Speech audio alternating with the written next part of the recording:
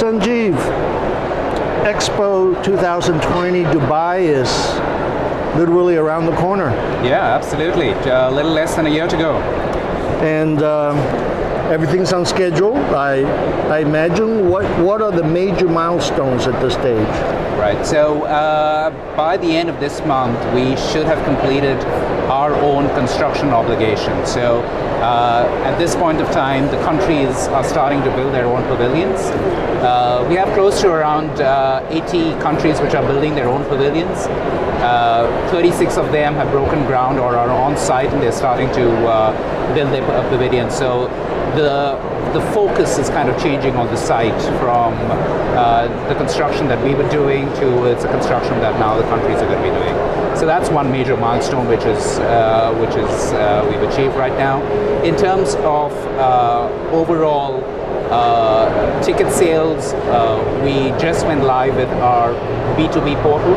So now our ticket resellers, and we have a network of over 1,000 ticket resellers who we have signed up. Wow. From around the world, and they can now start pulling tickets off our portal, bundling them with their packages, and start offering them to potential visitors who plan to visit EXPO or plan to be in the UAE during that period. So these are two key milestones that we've achieved. Now from here onwards, we're starting to also shift the focus on programming for us. So we have, as you may be familiar, around 20 performance venues on site. We can hold about 60 events a day.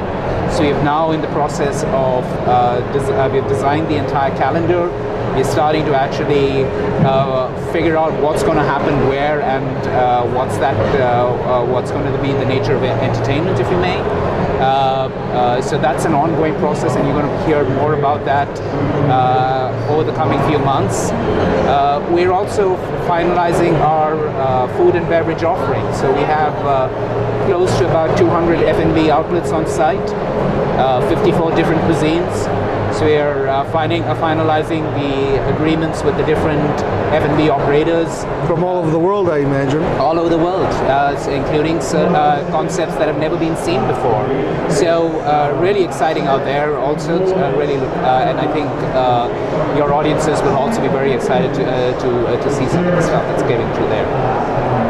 In terms of the travel trade, helping resell, if you will, the tickets, I presume you have tour operators who are packaging it with tickets, and they will be selling to travel agents. Absolutely. That's happening as well. That's correct. Yeah, and we've already started seeing in some of the longer lead markets some of the packages that that the tour operators are designing.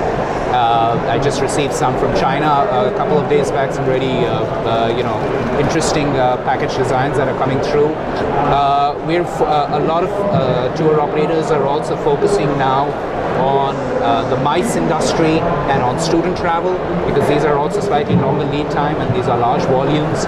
So we've actually designed 7 different journeys, which we've given them, ranging from an architectural journey to our 3 sub-themes, which are sustainability, mobility, and opportunity, and then also an arts and culture journey, a gastronomy journey. So really something for all different types of audiences. For their visit.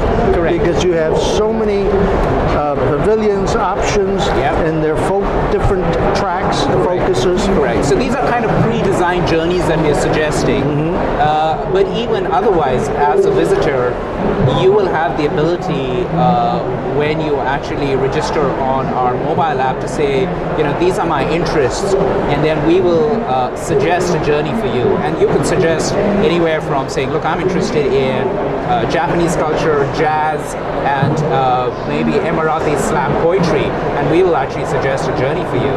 But that's far more bespoke and in response to very eclectic tastes that people have. In terms of numbers, I had read that you're expecting 25 million visitors, of which 70% will come from abroad. More stunning is that 25 million visitors, I'm reading here, is more and combined number of tickets sold for World Cup in South Africa, Summer Olympics in London, World Cup in Brazil, and Summer Olympics in Rio combined. That's quite a number. Now, what's happening in terms of transportation to accommodate this as far as airlines that serve Dubai? Sure. So just on the first point, in terms of trying to understand the numbers which were there, obviously, Olympics and World Cup are much shorter duration events, right? So this is a 6-month event. So in that sense, when you think about it, okay, it does make sense at a 6-month event. And it's not very far off from what we've seen in previous expos, right? So Milan Expo was about 21 million. The Shanghai Expo was like 80 million, right? So that's China, right? So China obviously a far larger visitation base. So we think 25 million is actually, while it's an aggressive target, we think it's quite achievable.